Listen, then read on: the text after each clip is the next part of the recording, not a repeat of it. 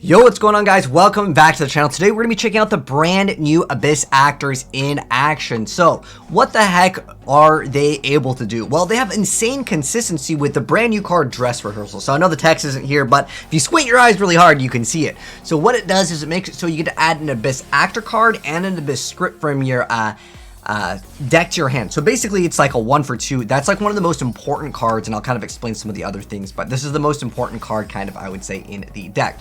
Now you can only pen for Abyss actor monsters. That doesn't really matter. Super Producer is really good. It lets you instantly set the field spell card, or you can basically get some extra search ability from your deck. So you get to place one of the back rows basically if you want to.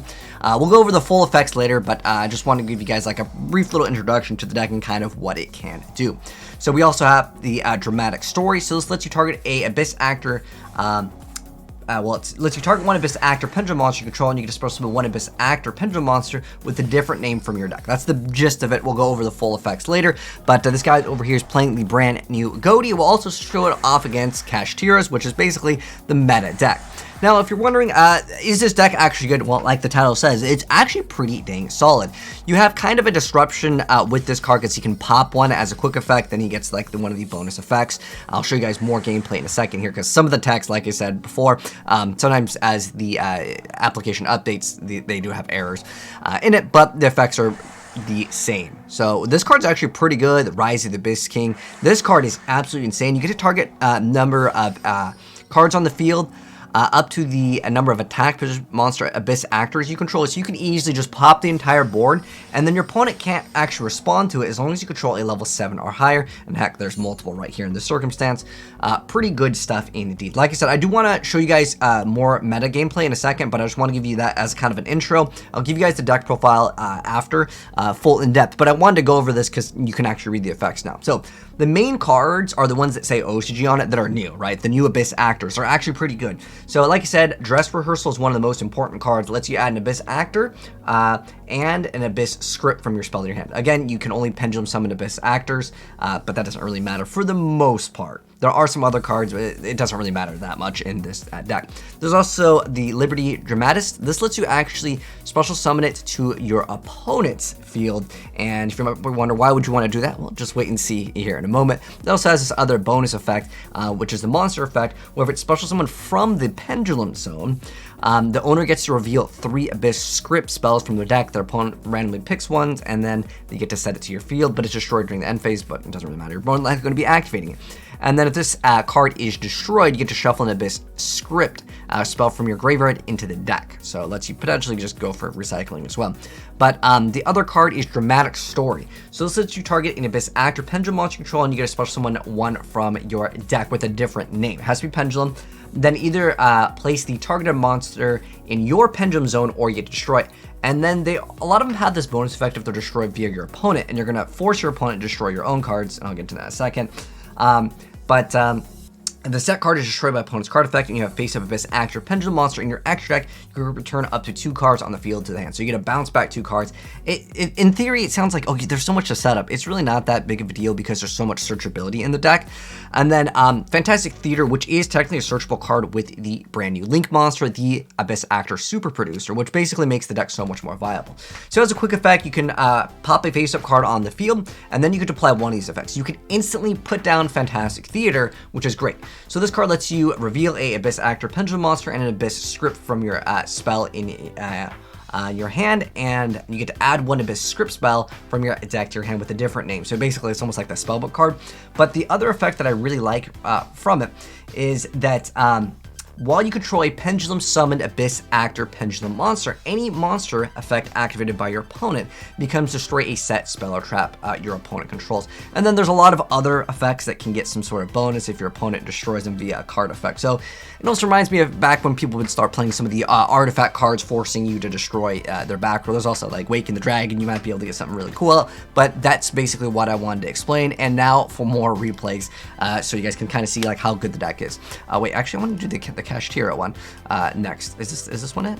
Okay, I have some of them. I don't remember the title. Okay, so I think it's the next one that has the oh, that's Dogmatica. Okay, here we go. The Abyss Actors. We'll cover some of the new other stuff in a moment here, but I want to show you guys the Kashtiras, the activating dimension shifter. So this way, well, any card sent to the graveyard is banished instead, so it can prevent your opponent from activating certain hand traps, which is good. So he's gonna go ahead and he just goes for a Shangri-La Pass, then he goes for preparations. It's kind of like the bread and butter standard combo. He needed some more extenders here, but he does have Unicorn.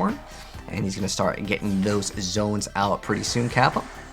He loses out on that card getting banished, but we'll see how it deals with this card, because this card is actually pretty annoying for a lot of different archetypes to deal with it. So let's see how the Abyss Actor over here, the Despair Artist, is going to be able to combat this. A couple different deck profiles for you guys. Well, yeah, the Despair Artist over here. He's getting that Snatch Steal effect. Now, how do you get the Snatch Steal effect?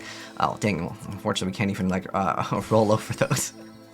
But, so some of the cards, again, the text just has, like, an error for whatever reason. So he's able to deal with that, you know, whole banish. Because if you guys have played Pendulums, yeah, Pendulums with the banish does not really work too well. But he's got double copies of the Ascended Thunder. He's got 200 life points. Is he going to be able to make a comeback? Let's go ahead and check it out. So he's going to lose some stats. He loses out on his Super Produce. Remember, that card's actually pretty important. Goes right into the Shangri-La once again. Because that card is pretty difficult to deal with for a lot of different decks. He's going to go ahead and set down the Mellow Madonna, pay 1,000 life points over here, be able to search. Is that Scout? We're seeing the Klee again. He's setting the Abyss, Rise of the Abyss King again. This card is so good. You want to pretty much put everything in attack position, and then basically you just go for OTK. You throw down this card, and it's a done deal. Over here on top of this, we have the Evil Heal. This card's pretty good too. You can target a face-up monster opponent controls. It loses 1,000 attack for each Abyss Actor that you currently control until the end of this turn. And then also, when this card destroys an opponent's monster at battle, you can target an Abyss Script spell in your graveyard and reset it. So you can go for more of those big juicy pops. So he's given he's got his opponent's card over here, Comic Relief, and he's gonna go ahead and go for a Shangri-La, block out the other zone, goes right into Unicorn, and surprise, I'll see you later, and he goes ahead and summons the Medora.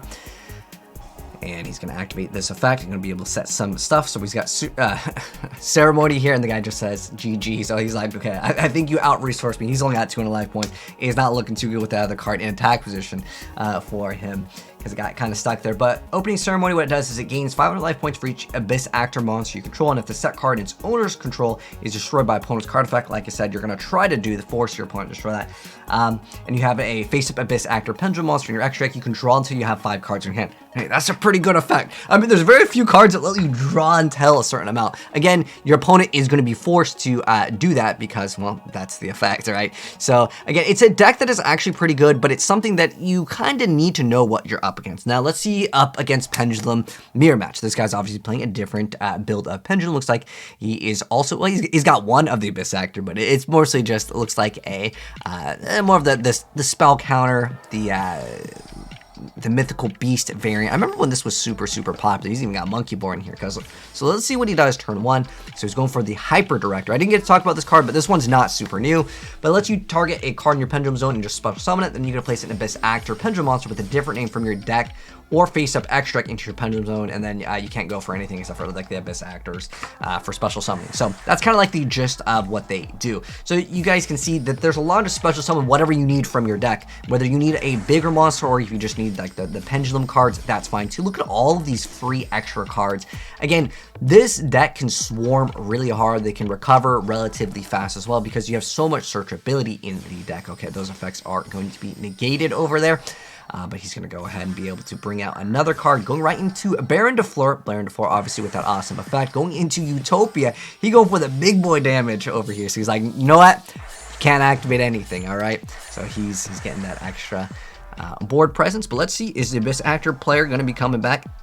He gets hit up by the Baron, but that other effect is going to actually make it so he has to actually destroy other things. So this is Comic Relief over here, and then the monster effect is you take no battle damage, but once per turn during your standby phase, you have to give this card to your opponent, which you might think it's a bad thing, but sometimes it can be a good thing as well. Then once per turn, if control of this face-up card changes, you get to activate this effect. You can destroy one set Abyss Skrill spell in the Spell and Trap Zone, which obviously, again, from what you guys saw. Like, there's the draw 5. There's a lot of effects that are pretty nutty.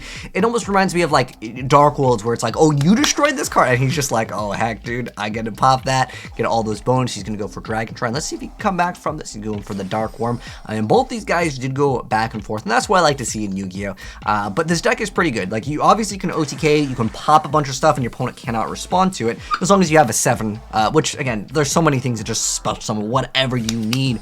So, it's pretty easy, I would say, to swarm the board, and then you can run Dark Through No More, in case your opponent happens to have a board. And obviously, you can do enough to where next turn you should be able to make a game. You can search out, and then you can pop, like, 6 cards, potentially, because, keep in mind, well, you're going to have a lot of them in attack position, more than likely. But yeah, that's a really, really brief explanation. I do have a lot more Abyss Actors. We're probably going to keep it for another video, so this video isn't like hours long. But here's like one variant of it. Let me actually give you both variants, because there's another one from the replay. These were from several players over here. I think this was Despair Artist, and the other guy was player over here. So I'm gonna export this one as well, so you guys can have it. I love this new feature of just exporting the deck. I'll mouse over these relatively quick just so you guys can have them. I kind of went over the effects that were important, specifically the new cards, but yeah, the Abyss Actor stuff is actually surprisingly pretty dang good. Again, with any deck that has special summon whatever monster you want from basically the entire archetype, yeah, that's a pretty good effect, right? So we have, what was this, the same one? Okay, here is this variant. This one, and there is this one over here. So like I said, I'll mouse over them relatively quick just so you guys have them. Let's hit sort, so it actually like looks clean here. So it's all in order. But yeah, you can definitely play hand traps in the deck. It does technically limit you. If you want to play Waking the Dragon like you guys saw in the other build, it is an option. I mean, remember, you do have the ability to force your opponent to pop this card, and then you get whatever you want. Pretty good stuff indeed. But anyways, if you guys enjoyed the Abyss Actors, let me know what you think of the archetype. If you played against it, do you guys think it's good? I think it's actually a pretty good deck. Like, it's surprising because, like, I was reading these cards, I'm like, okay, you have an insane amount of searchability, but are the Abyss Actors that good? Well, again, with the ability to just basically have a lot of reoccurring searching, I think the deck is pretty solid right now. It's looking a lot better than it was before. But if you guys enjoyed the video, drop a like on it if you're new here. You don't want to miss out on brand new Yu-Gi-Oh archetypes, because a lot of archetypes are getting some support in this near future. Subscribe to the bell, and I'll see you on the next video. Take care. I'm out. Peace. Also, downloads into the Discord.